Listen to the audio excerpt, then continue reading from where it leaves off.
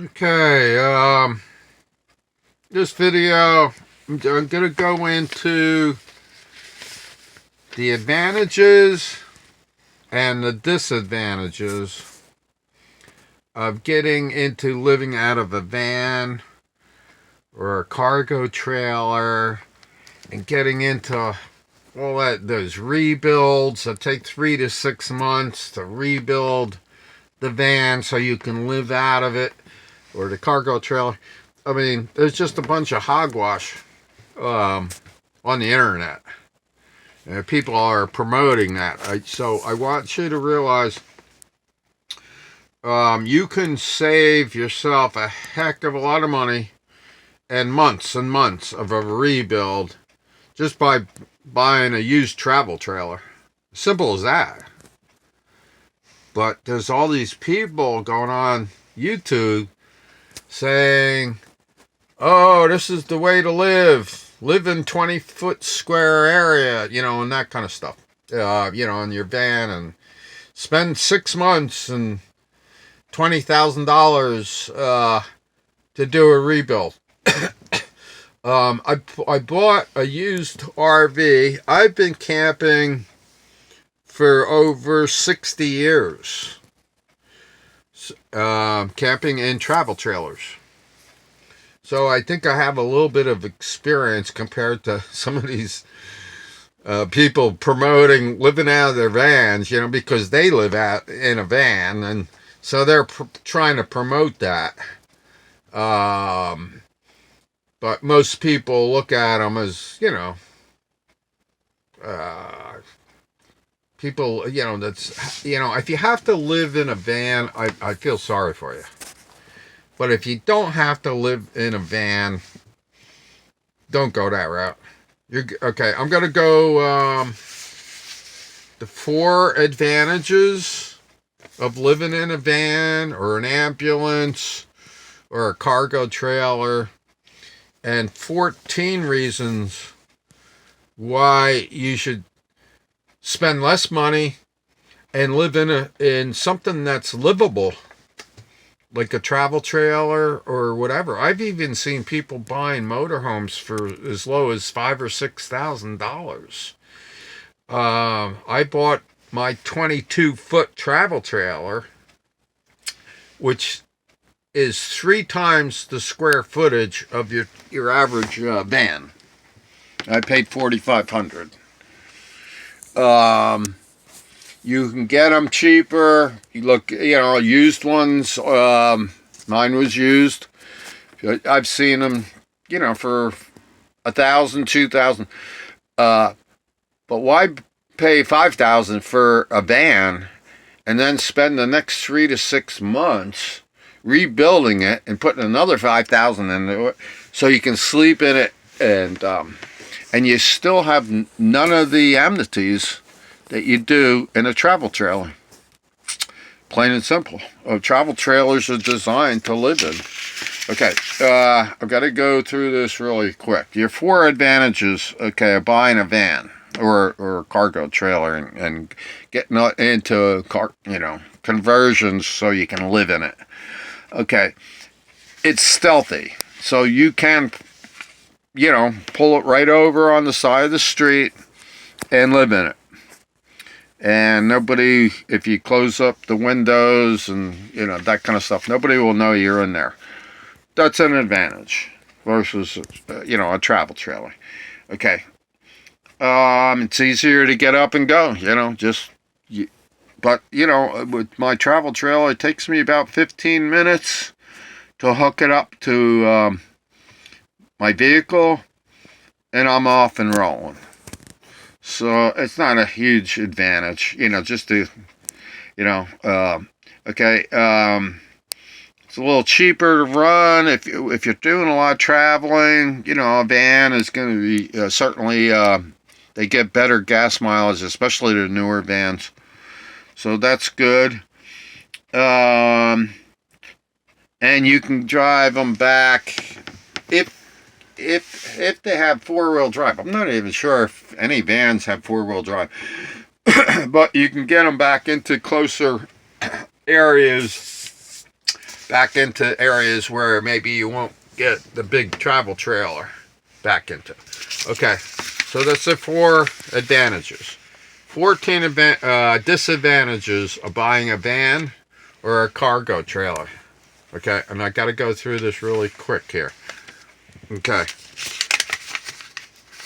I'm going to go into the things you get in a travel trailer, which you don't get in a van. And if you want these things in your van, you're going to spend the next 3 to 6 months and spend 10 grand doing it.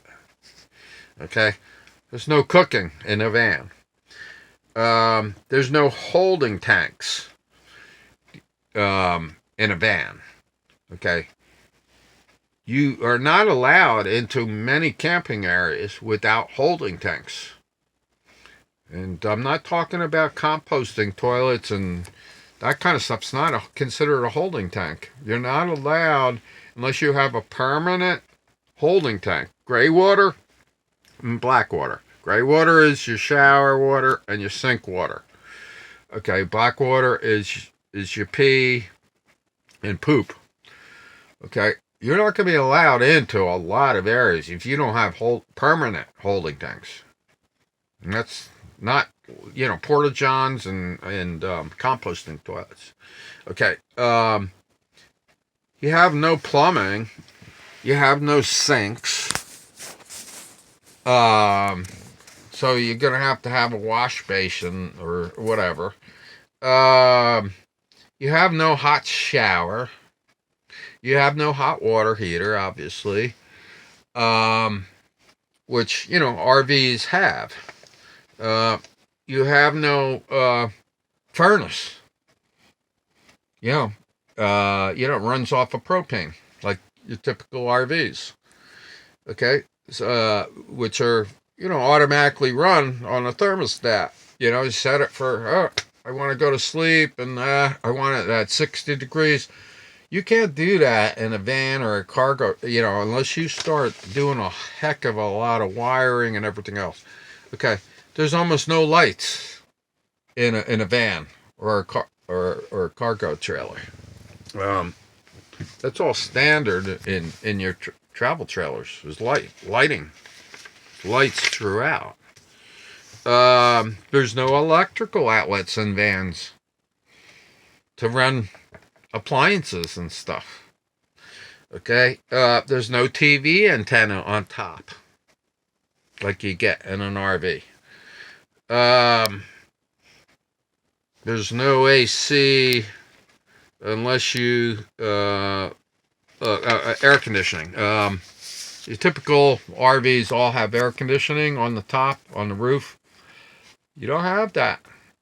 Unless you leave your vehicle running, and you're in a van, leave your vehicle running, you have no AC. Okay, you're dealing with a very small space. I think around, on average, 40 square feet. The average van, in a stretch van, you might get 50 square feet. My trailer is only 22 feet, which is considered very small. It's 150 square feet, and I can walk upright. It's the ceilings are 6.5 to 7 feet high. Also, you don't have a bathroom. It's like the necessity. If you buy a van or a cargo trailer, that kind of stuff. RVs have bathrooms where you have a sink and you have hot water and you have a shower, nice hot shower, all those things that you don't get with these vans and everything else that's being pushed on YouTube by people. I'm not sure why these people, some of these people, they've been living out of their vans for like 8 or 10 years, and now, and they're pushing this whole thing about living out of vans. You're going to spend less money if you just put a hitch ball on the back of your tow vehicle and get a used travel trailer not have to spend the next 3 to 6 months fixing it up so you can poop, you know. These people are not telling you a lot of stuff when they're pushing that vans, live out of your van and poop in a 5-gallon bucket stuff. Okay. You're going to literally spend at least 2 times, maybe 3 times more money if you have to convert a van or a cargo trailer into a living space. We're talking about living. We're not talking about going out on a 2-week camping trip, in some state park. These people are talking about living, and they're spending $20,000-$30,000 after they finished, 3 months of a rebuild. It's totally absurd. So anyway, that's what this episode's about. I just want to open up your eyes. There's certain YouTubers, and they get like 10 people that are living in vans, and it's almost always women that allow there's 1 or 2 guys on YouTube, and they allow these guys to come into their vans to say how great it is to live in 25 square feet. So anyway, I just want to open up your eyes. I've been doing camping. I've been camping. I camped 25% of my life, 3 months out of every 12, since I was a child, about 2 or 3 years old, because my father was a school teacher. So we'd get 3 months off every summer. So I've been doing this for about 60 years. So when I see all this absurdity on YouTube and everyone following it, I just want you to realize you're going to save yourself a lot of money, and you're going to live nicely if you buy a travel trailer. Now, if you can't, for some reason, do that, and you have to live in a van, then, I feel sorry for you, because I did it as a teenager. I lived in a van. I know what it's all about. It sucks. Totally sucks living in a van. So anyway, this is my episode on living in a van versus a small travel trailer. There's like little 16-foot R-pods now and things. You can live comfortably and have all the amenities of living in a home, versus, having nothing in a van. There's also, cooking, the cooking facilities in travel trailers. You got stoves. Some have ovens. You can add a microwave. They've got electrical outlets and everything to add all your electronics and everything else.